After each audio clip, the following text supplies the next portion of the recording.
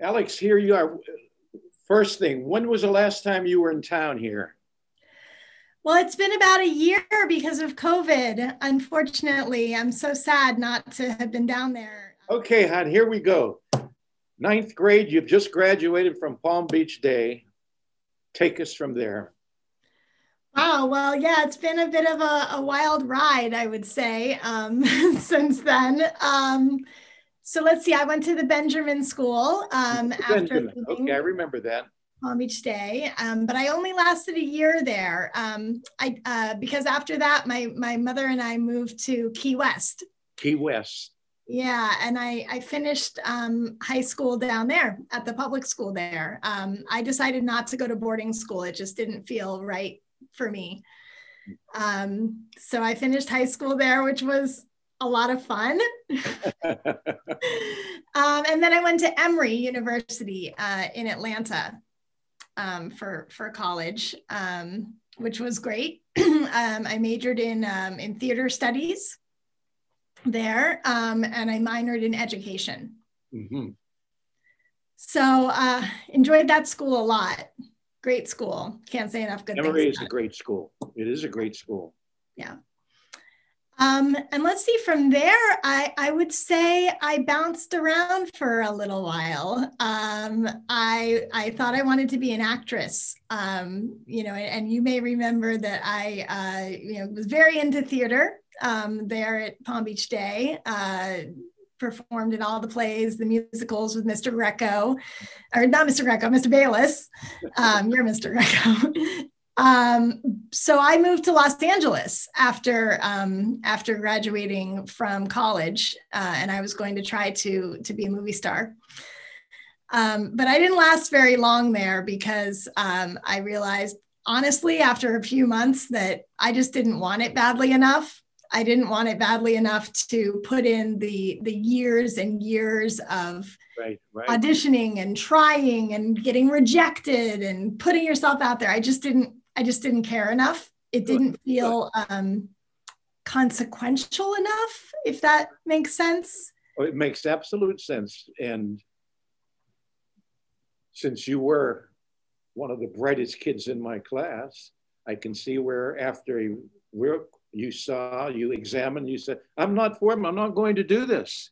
You made that decision. Where a lot of people, they don't realize it, honey, until it's too late, and they look back and they've wasted 20, 25 years. And no, excellent. Great choice. Go on. Yeah, it just felt like the one thing that I did film, I spent, 3 hours filming something that was going to end up being about 15 seconds long. And it just felt like such a waste of time and energy and resources. And so let's see. So after that, I became a yoga teacher. I remember your yoga. I remember at your wedding party. Yes. I mean, all about we were all doing yoga. Yeah, go ahead. Yeah, it was a total left turn, I'd say, for me. My time at Palm Beach Day taught me that I was not athletic when it came to team sports, and so I was always consistently one of the worst athletes in our class. So I thought that physical endeavors were not for me. But when I discovered yoga and kind of learned that, there were things that I could do physically that were not team sports that fit with me. So I taught yoga for a few years, lived in Texas. Moved back to Los Angeles. I was voted LA's best yoga teacher by LA Family Magazine because I did a lot of teaching. Oh, LA, the best in LA. All right. Well, something. Yeah, something. Well, you haven't really arrived in LA. Yoga teachers in LA. Yeah. So, but I was doing a lot of teaching there to preschoolers, which was really fun. I loved working with kids that age. And then I moved back to Florida, back to the Palm Beach area. And I was lucky enough to be able to come back and teach at Palm Beach Day for a few months as a covering maternity leave for someone in the primary school, in the primary class, which was really fun. It was so just beautiful to come back to Palm Beach Day and I told all the parents this and everyone that I interacted with there, I was like, it is such a testament to this school when you see how many teachers are still here that were here when I was a student and are still here. I mean, you and Mrs. Close and so many others, Mr. Graventine. I mean, I just think that says a lot about a school that the teachers want to stick around as long as you all have. So it's really fun to come back and be on the other side of things for a little while. 53 years here, honey. Amazing, amazing. Okay, so then what? So then I think I took a little bit, another left turn. I got really involved in political activism, like so many people did over the last few years. Okay. And it was my time there in Florida that really made this happen. I got very involved with the Women's March, helped organize people from Florida to go to the Women's March in Washington, D.C. And then, just became a founding member of that organization. I served as the vice president of the statewide organization for a few years. And that just kind of springboarded me into a whole new career path in political activism and community organizing. Let me ask you this. If you're in political activism, I am assuming you're doing a lot of public speaking. Yes, sir. You were a great public speaker, honey. Did it help you? It absolutely did. I think about this all the time, and my life has been a little all over the place, as I just detailed. But when you look at all of it, acting, teaching yoga, teaching kids, activism, they all have one thing in common, a couple things in common, but one of those is you have to be comfortable speaking in front of a group of people. Yeah.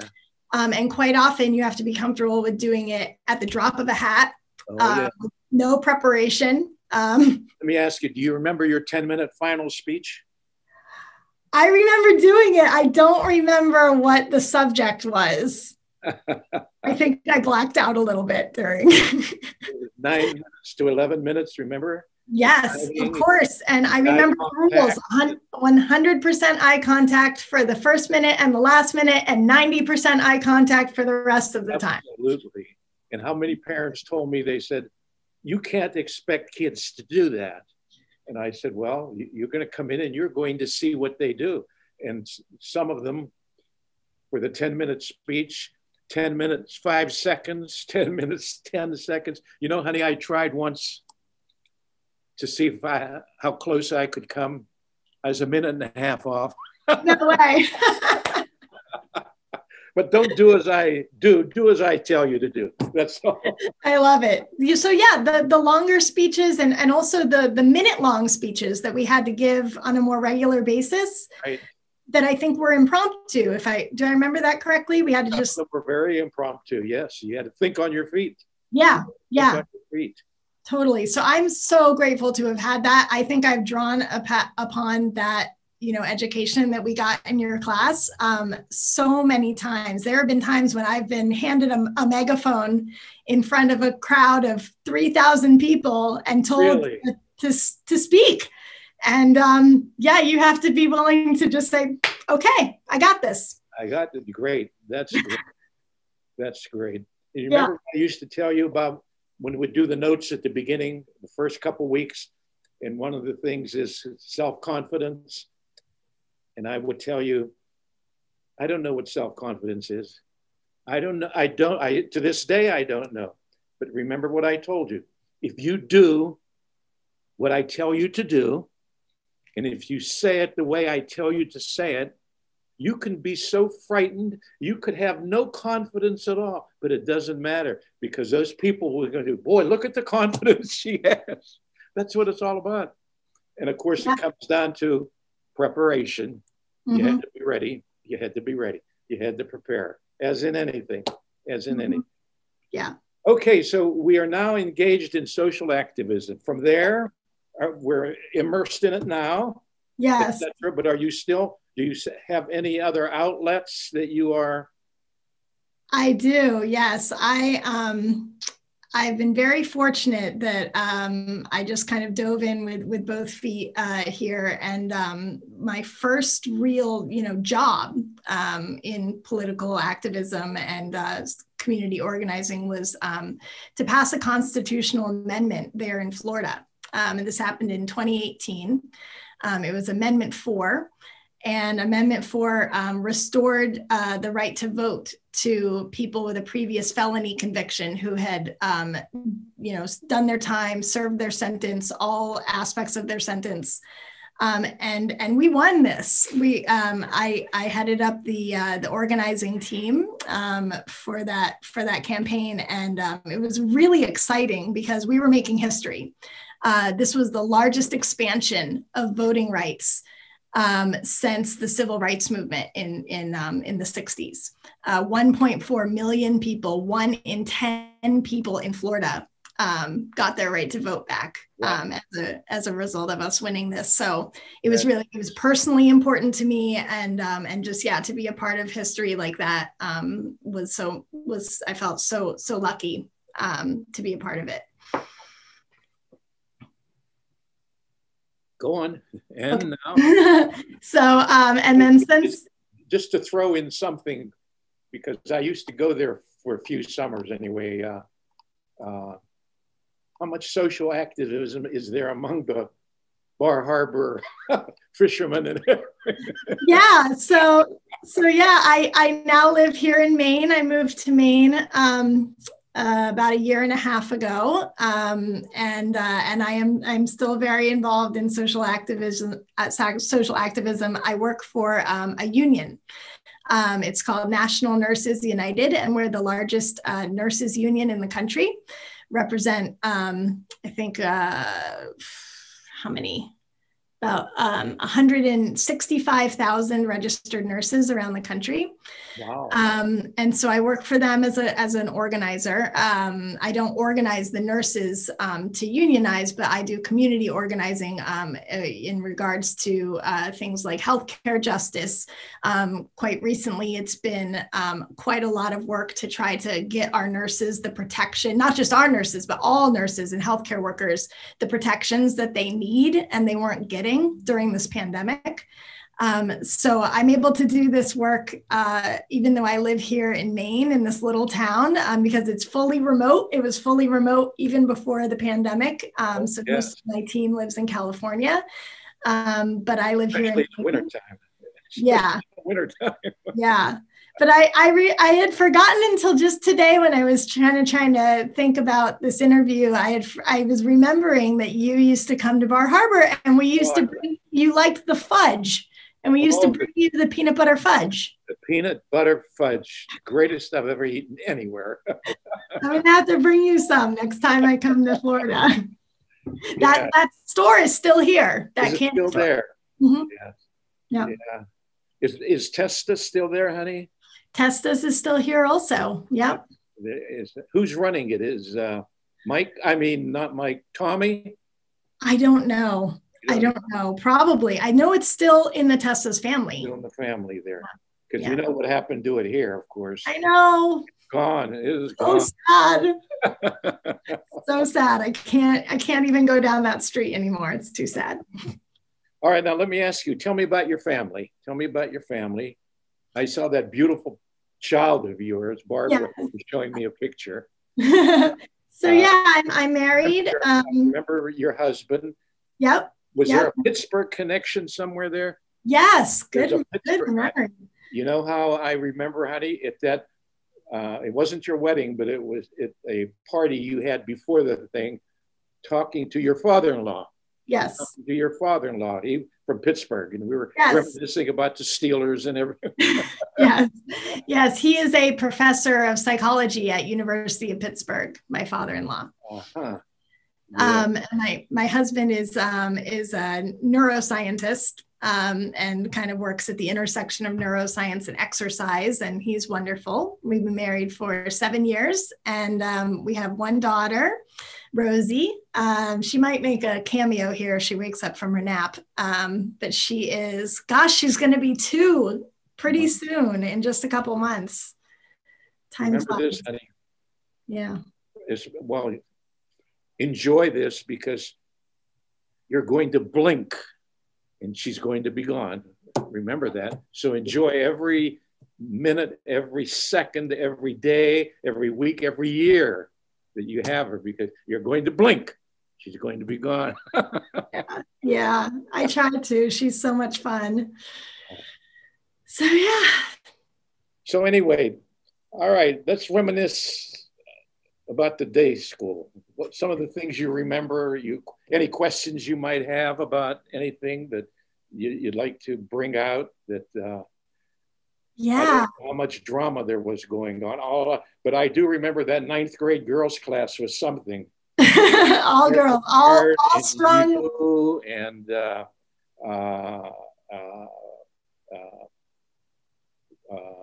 Christina Matthews. Yep. And Tiffany Marks. Yep. Who else? Let me see. See, who else was in 9th grade with us?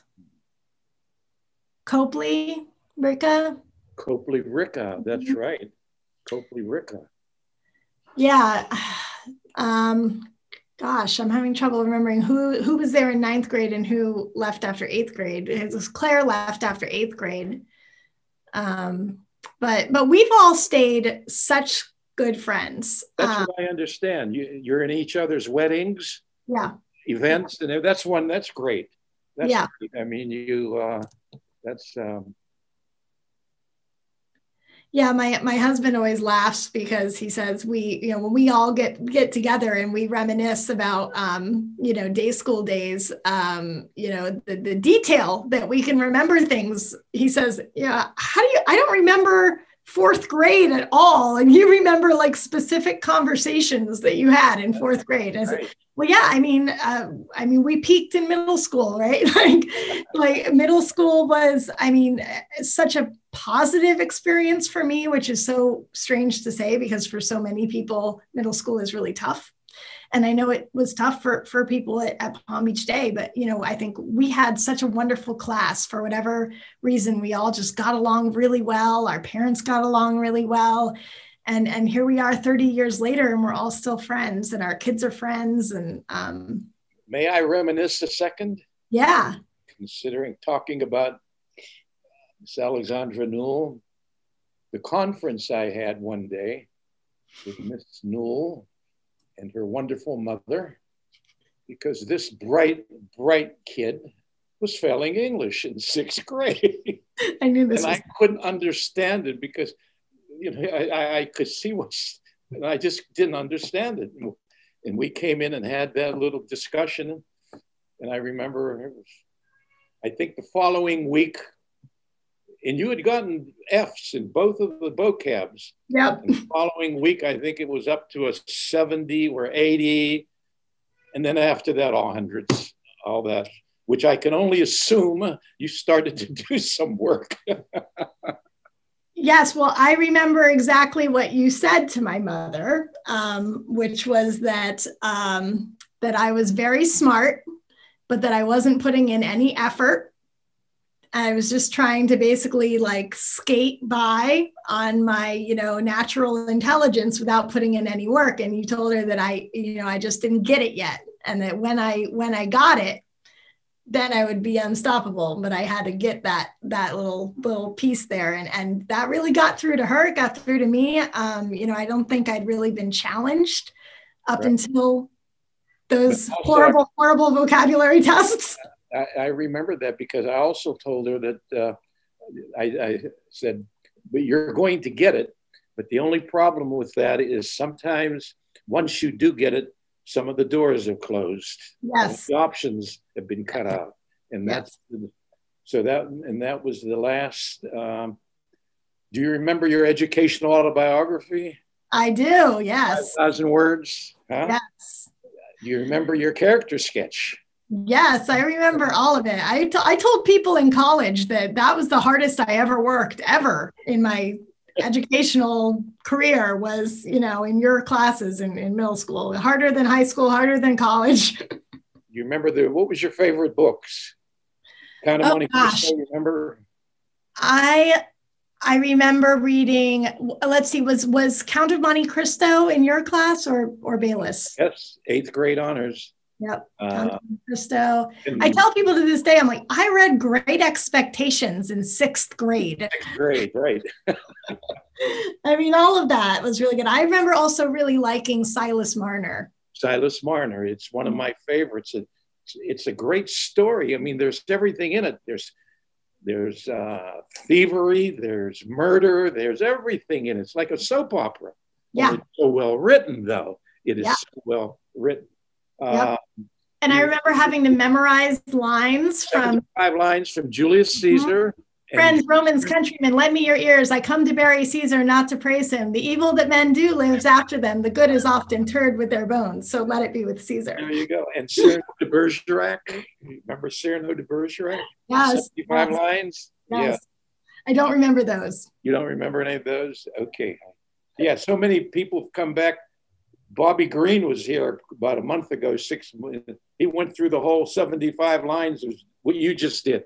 The whole thing, you still remember. Wow. Okay, that's impressive. That's impressive. No, people tell me, honey, they would tell me, and this is for children too, that, and parents have complained, they say, well, you expect these kids, that's too much, 75 lines. How do you justify it? And I say, well, first, I want them to just be able to have in those brains some of the most beautiful literature ever written, something that they can just do that. And I said, and the discipline it's going to take to memorize that. And then in the last, I'd say 15 years, I added another thing to that. And I said, besides that,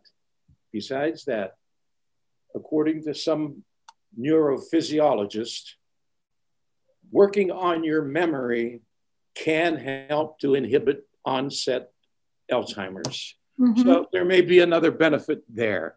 Totally. And you were talking earlier about self-confidence. And I think that knowing as a child that you've done something that seems so impossible, but you did it. You did that builds that self-confidence that is so invaluable. Yeah. And I mean, I think about, like, I used to have turtles when I was a kid. I loved turtles, and turtles will grow to fit the tank that you give them, right? So, you have to expand capacity, right? And if you limit what you think that kids can do, then they're going to think that they're limited in what they can do. But if you say, no, I believe you can do this, right, then they'll do it. And I've had so many, every year, and this just about every year since I've been doing this, I've had some parents come in, usually mothers, not the fathers, usually mothers. They'll say, on these 75 lines and a lot of the other things that you have to, in grammar that I want memorized, the cases, you got to memorize. They'll say, I don't want my daughter memorizing that stuff. I want her to be able to think. I say, oh, you want her to be able not to, but to think. And I push my seat out and I come around and I pull my pant leg up and I show them my 12-inch scar. I say, do you know how much Dr. Hodge, that famous orthopedic surgeon, had to memorize to put that knee in? And there's a sign. Now, when you were there, I didn't have the sign up, but it's up in my room. It says, facts and skills are inseparable. You can't have skills unless you have a lot of those facts have to be memorized. Sorry. Yeah, I mean, I think it's important. I mean, yes, we can Google anything we want now at drop of a hat. Yeah, drop of a hat.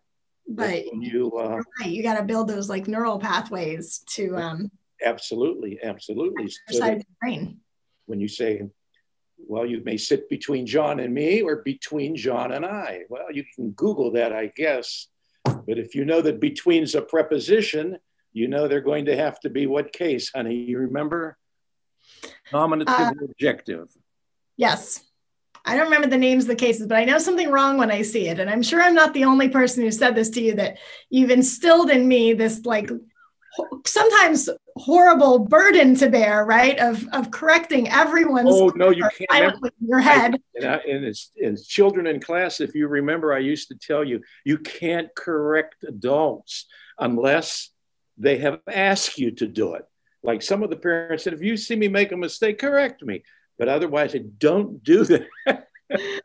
Oh my goodness, that's true. Oh man, I don't think all of us have really got that memo. Well, Alex, it's been so great. And I'm just so happy that you are in a great position up there. Your activism, I'm sure that you are, I'm very proud of you. Thank you. Work that you're doing in that. And I feel good that maybe I made a little contribution to that in some ways. And I want you to remember the next time you're in town, you made me a promise, you would call me so that we go out to lunch or dinner. Okay? Absolutely. Absolutely. And, okay. I think the last thing I'll say is just that, that lesson you taught me about not phoning it in has really, impacted every facet of my life thus far. So thank you. You're welcome, honey. So good to talk with you. I hope I can come see you soon.